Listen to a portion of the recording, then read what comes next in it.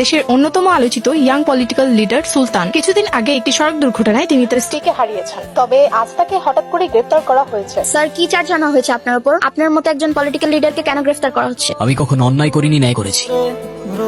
উপরওয়ালা আমার জীবনটা এত মানুষের ভালোবাসায় জান্নাতের মতো বানালেও কিছু মানুষ সেটা নরক বানিয়েছে। আজকে থেকে তোমার আমার কিছু কথা মেনে চলতে হবে। তুমি তোমার ওই ফ্রেন্ডসদের সাথে আর মিশতে পারবে না। মিশতে পারবো না মানে?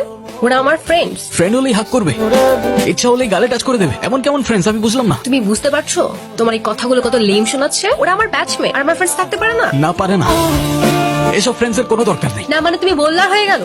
কই এতদিন তো তোমার কোনো প্রবলেম হয় নাই। এতদিন হয় নাই, আজ হচ্ছে। আর যখন আজ হচ্ছে তখন আজকের পর থেকে ওদের সাথে আর কথা বলবো না, ব্যাস। তোমাকে আমার আর কিচ্ছু বলার নাই। আরে এভাবে চলে যাচ্ছ কেন? আরে আমার কথার রিপ্লাই তো করে যাও। ঐশী, ঐশী, বাবা বাবা, আর কত শান্তি দিবা আমারে তুমি? কেমন মানুষ তুমি? নিজের কষ্ট বুঝো, আমার কষ্ট বুঝো না। এসব পেইন আমি আর নিতে পারতেছি না। মাঝে মাঝে মন চায় আমিও মায়ের মতো অনেক দূরে চলে যাই তোমাকে ছেড়ে। তখন আর এসব দেখতে হবে না, সহ্যও করতে হবে না।